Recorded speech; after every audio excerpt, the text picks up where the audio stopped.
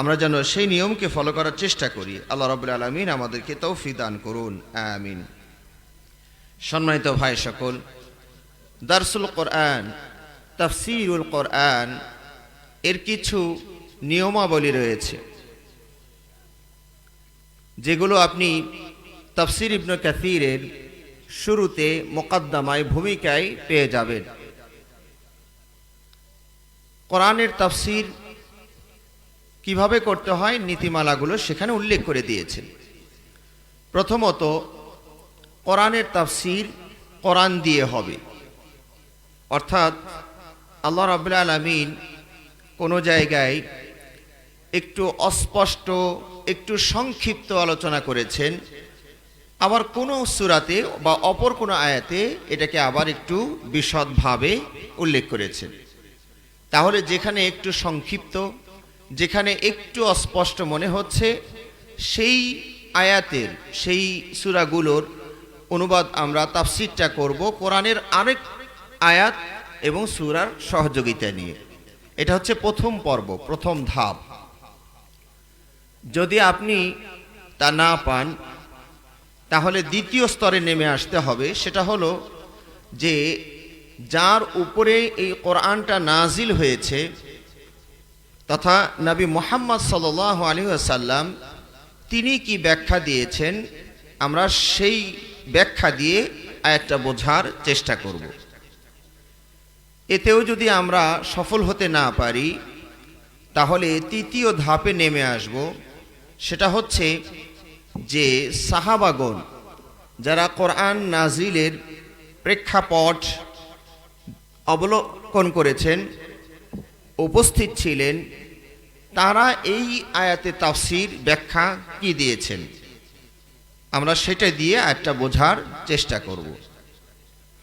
এতেও যদি আমরা পুরোপুরি সফল হতে না পারি, তাহলে চতুর্থ স্তর তাবিঈদেরটা আমরা ফলো করব, যে তাবিঈরা সাহাবাদের থেকে যারা সরাসরি নিয়েছেন, তারা এই আয়াতের ব্যাখ্যা কি দিয়েছেন। এই চারটা স্তর বা এই চারটি পদ্ধতিতে তাফসীর করা, ব্যাখ্যা করাকেই তাফসীর বিল মা'থুর বলা হয়, অর্থাৎ বর্ণিত তাফসীর। কোরআনে বর্ণিত, সুন্নায় বর্ণিত, সাহাবাদের বাণীতে বর্ণিত, তাবিঈদের বাণীতে বর্ণিত। এরপরে যে তাফসীরগুলো থাকে সেটার নাম হচ্ছে তাফসীর বির রায়। তাফসীর বির রায় মানে বিবেকপ্রসূত অথবা চিন্তা শক্তি দিয়ে তাফসীর করা, ব্যাখ্যা করা। সেটা আবার দুই প্রকারের হয়। কখনো সেটা মাহমুদ হয়, প্রশংসনীয় হয়, কখনো আবার সেটা মাজমুম হয়, নিন্দনীয় হয়। অর্থাৎ যদি আপনি একটি আয়াতের এমন তাফসীর করলেন যে তাফসীরটা ওই প্রথম চারটির মাঝে পড়েনি, তবে তার সাথে সাংঘর্ষিকও নয়, বর্তমান প্রেক্ষাপটে তথ্য প্রযুক্তির উন্নতিতে এই ব্যাখ্যাটাও হতে পারে, এমন অবস্থায় যদি হয়, তাহলে এই ব্যাখ্যাটা প্রশংসনীয় ব্যাখ্যা। আর তাফসীর বির রায় আল মাজমুম, যে চিন্তা শক্তির আলোকে ব্যাখ্যা করা, যেটা নিন্দনীয়, সেটা হলো আপনি আয়াতের এমন একটা তাফসীর উপস্থাপন করলেন যে তাফসীরটি পূর্ববর্তী তাফসীর বিল মা'থুর বর্ণিত যে চারটি ধাপ বললাম, সেই চারটি ধাপের সাথে যদি সাংঘর্ষিক হয়, তাহলে এই তাফসীরটি গ্রহণযোগ্য হবে না, এটা নিন্দিত হবে, এটা আপত্তিকর, এটা বাতিল বলে গণ্য হবে। তো পবিত্র কোরআনে, কোরআন থেকে কোরআনের তাফসীর খুব বেশি পাওয়া যাবে না, তার চেয়ে একটু বেশি পাবেন নবী সাল্লাল্লাহু আলাইহি ওয়াসাল্লামের হাদিসে। তারপরও আমরা বলবো তুলনামূলকভাবে এখানেও খুব বেশি পাবেন না। কেন? হয়তো অনেকেই বলতে পারেন যে নবী সাল্লাল্লাহু আলাইহি ওয়াসাল্লাম ব্যাখ্যা ভালো করে দেননি, নাউযুবিল্লাহি মিন যালিক। বিষয়টা আসলে ওইরকম নয়। নবী সাল্লাল্লাহু আলাইহি ওয়াসাল্লাম যে ছাত্রগুলো পেয়েছিলেন, তারা ছিলেন আপার লেভেলের ছাত্র। আমার কথা কি আপনারা বুঝতে পারছেন? তারা হচ্ছেন উপরের ছাত্র, ব্রেনি, মেধাবী ছাত্র ছিলেন। কোরআন তেলাওয়াত করা মাত্রই তারা বেশিরভাগই বুঝে ফেলতেন। তো ছাত্ররা যদি ওস্তাদের দার্স আলোচনা প্রায় বুঝে ফেলেন, তাহলে কি আর বেশি ব্যাখ্যা করার দরকার আছে? আমি একটি উদাহরণ বলি। ধরুন আমি আপনাদের এই পরিবেশে যদি বাংলায় একটি কবিতা আবৃত্তি এভাবে করি, আই ছেলেরা আই মেয়েরা ফুল তুলিতে যাই, ফুলের মালা গলায় দিয়ে মামার বাড়ি যাই। এখন বলুন তো, এই কবিতার দুটি লাইন বুঝতে আপনাদের কারো কি কোনো কষ্ট হয়েছে? তাহলে তো এই কবিতা নিয়ে আমি আর ব্যাখ্যা করব কি? সবাই তো বুঝে ফেলেছেন, তো ব্যাখ্যার তো আর প্রয়োজন নাই। কিন্তু যদি আমি বলি, আরেকটি কবিতা বলি, সেটাও বাংলায়, দুর্গম গিরি কান্তার মরু দুস্তর পারাবার, লঙ্ঘিতে হবে রাত্রি নিশীতে যাত্রীরা হুঁশিয়ার। এখন কে কে বুঝেছেন বলুন তো দেখি? এবার তো বিপদ হয়ে গিয়েছে আমাদের। যদিও বাংলা, ওটাও বাংলা এটাও বাংলা, আগেরটা আপনারা সবাই বুঝেছেন, অর্থাৎ আগেরটা বোঝার মতো যোগ্যতা মেধা আপনাদের আছে, পরেরটা বুঝতে একটু বেগ পেতে হচ্ছে। দুর্গম মানে কি, কান্তার মানে কি, মরু মানে কি, দুর্গম গিরি গিরি মানে কি? তাহলে অনেকগুলো শব্দ আমরা বুঝতে পারছি না, তখন হয়তো কিছুটা ব্যাখ্যার প্রয়োজন আছে। নবী সাল্লাল্লাহু আলাইহি ওয়াসাল্লাম যখন কোরআন পড়তেন, তো সাহাবারা তো আগে আমি বললাম যে অনেক উপরের লেভেলের ছাত্র ছিলেন, কোরআন পড়ার সাথে সাথেই প্রায় বুঝেই ফেলতেন। কদাচিৎ না বুঝলে তখন তারা নবী সাল্লাল্লাহু আলাইহি ওয়াসাল্লামের শরণাপন্ন হতেন, যে ইয়া রাসূলুল্লাহ এখানে আল্লাহ কি বুঝিয়েছেন।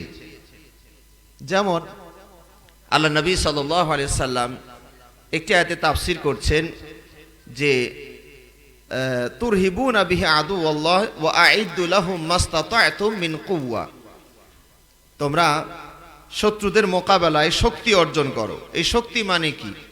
আল্লাহ নবী সাল্লাল্লাহু আলাইহি সাল্লাম তার ব্যাখ্যা করে দিচ্ছেন, আলা ইন্নাল কুওয়াতা আর রামিয়ু, আলা ইন্নাল কুওয়াতা আর রামিয়ু, আলা ইন্নাল কুওয়াতা আর রামিয়ু। মনে রেখো, শক্তি বলতে নিক্ষেপ, নিক্ষেপ এটা হলো শক্তি। যুদ্ধের ময়দানে সরাসরি পাশাপাশি সামনাসামনি আক্রমণের চেয়ে দূর থেকে যদি আক্রমণ করতে পারো, সেটাই হলো আসল শক্তি। দেখুন আজকে যুদ্ধের প্রেক্ষাপট পুরোটাই যেন এই হাদিস এবং এই কোরআনের উপরই নির্ভর করছে। যুদ্ধে যা কিছু ব্যবহার হচ্ছে সবই কিন্তু নিক্ষেপ, গুলি করছেন, দূর থেকে নিক্ষেপ করছেন। আগে তীর দিয়ে নিক্ষেপ ছিল, এখন গুলি, এবং বোমা মারছেন উপর থেকে নিক্ষেপ, ক্ষেপণাস্ত্র মারছেন দূর থেকে নিক্ষেপ। তো আল্লাহ নবী সাল্লাল্লাহু আলাইহি ওয়াসাল্লাম বলেছেন মূল শক্তি হলো নিক্ষেপ, কারণ নিক্ষেপ হলে হতাহতের সংখ্যা, মানে আত্মপক্ষের হতাহতের সংখ্যা কমে যায়।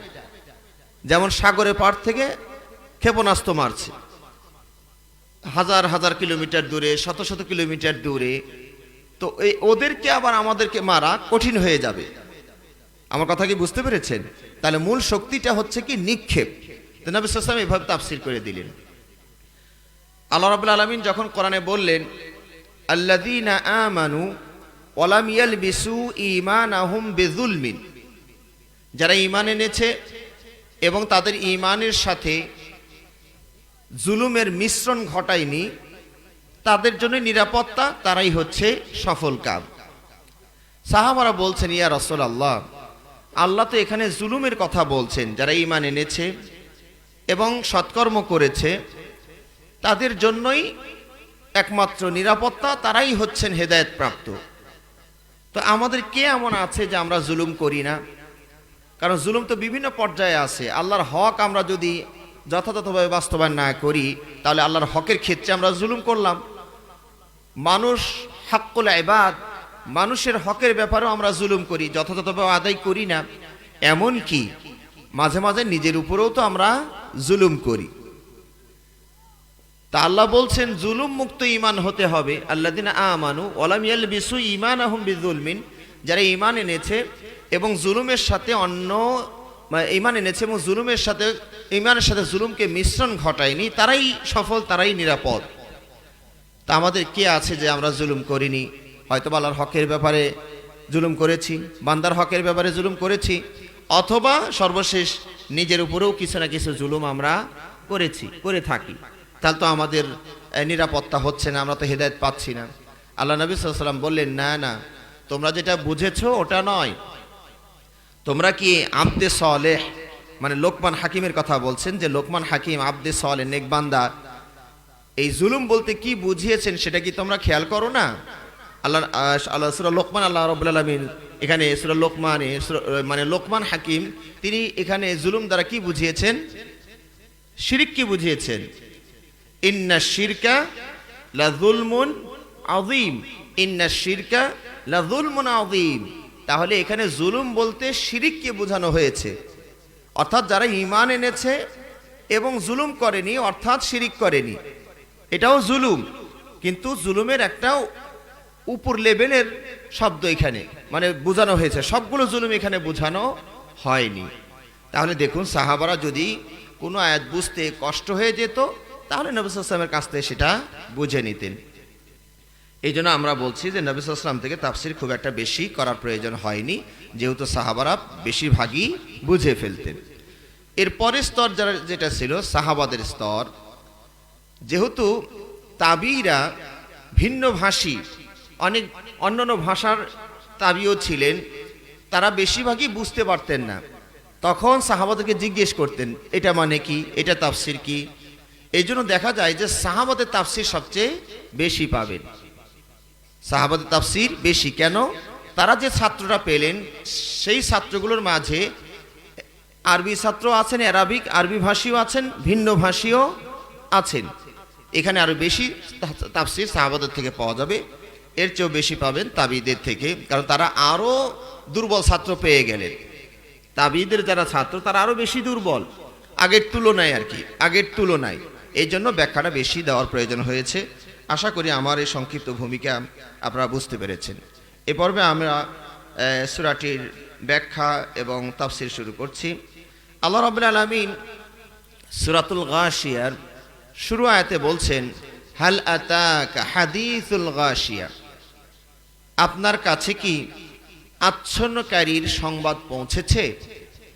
যদিও এখানে হাল মানে কি প্রশ্নবোধক, কিন্তু মুফাসসিরিন কিরাম এখানে বলছেন এখানে হাল মানে কদ, হাল মানে কদ। প্রশ্ন না করে আল্লাহ রাব্বুল আলামিন বলছেন নিশ্চিত আপনার কাছে আচ্ছন্নকারীর সংবাদ পৌঁছেছে। এখন এখানে আচ্ছন্নকারী বলতে কাকে বোঝানো হয়েছে? গাশিয়া এর শব্দটার অর্থ হচ্ছে আড়াল করা, আবৃত করা, আচ্ছন্ন করা, আবৃত করা। তো কি আবৃত করবে এবং এটা দ্বারা কি বোঝানো হয়েছে?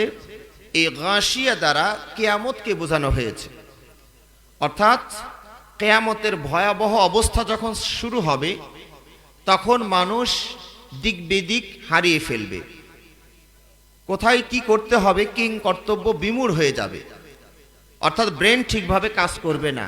এত বিপদ, মারাত্মক সমস্যা, কিভাবে সমাধান করা যায় এই ক্ষেত্রে মানুষ অক্ষম এবং অপারগ হয়ে যাবে, ব্রেন কোনোভাবেই কাজ করবে না, ছোটাছুটি করবে। এই জন্য এটাকে কিয়ামতের দিবসটাকে গাশিয়া বলা হয়েছে, অর্থাৎ আপনার আমার ব্রেনটাকে আচ্ছন্ন করে ফেলবে, সুস্থভাবে কাজ করতে দিবে না। কিয়ামতের যে ভয়াবহ চিত্রের কথা আল্লাহ রাব্বুল আলামিন এই আয়াতে সংক্ষেপে বললেন যে এত বড় বিপদ হবে যেটা আপনাকে আপনার বিবেককে কাজ করতে দিবে না, বাধা সৃষ্টি করবে। এখানে সূরাতুল হজ, যেহেতু এই আয়াতে আমরা একটু অস্পষ্ট আল্লাহ বললেন, এটার সুস্পষ্ট আয়াতগুলো আমরা আরো অন্যান্য আয়াত থেকে সংগ্রহ করব, যাতে করে আমাদের প্রথম যে নীতিমালা বললাম তাফসিরুল কোরআন বিল কোরআন, কোরআন দিয়ে কোরআনের তাফসির, সেটা আমাদের হয়ে যাবে ইনশাআল্লাহ। আল্লাহ রাব্বুল আলামিন কিয়ামতের ভয়াবহ চিত্র তুলে ধরতে গিয়ে বিভিন্ন সূরায় বিভিন্নভাবে কথাগুলো উল্লেখ করেছেন। যেমন সূরাতুল মাআরিজ 10 নম্বর আয়াত আল্লাহ রাব্বুল আলামিন বলছেন, লা ইয়াসআলু হামিমুন হামিমা। কিয়ামতের ভয়াবহ চিত্রটা এমন হবে যে অন্তরঙ্গ বন্ধুকে দেখলে কোনো কিছু জিজ্ঞাসাবাদ করবে না, অর্থাৎ এখানে কেউ এমনটি বলার থাকবে না যে কোনো সমস্যা হলে আমাকে একটু জানায়ও, দেখা যাক কি করতে পারি। এই যে আশ্বস্ত করা, এরকম কাউকে পাওয়া যাবে না। দুনিয়াতে কিন্তু এরকম হয়। আপনাকে অনেকে বলবেন, ভাই একটু বিপদে আছি, প্রতিবেশী খুব ডিস্টার্ব দিচ্ছে, জমি জায়গা নিয়ে সমস্যা চলছে।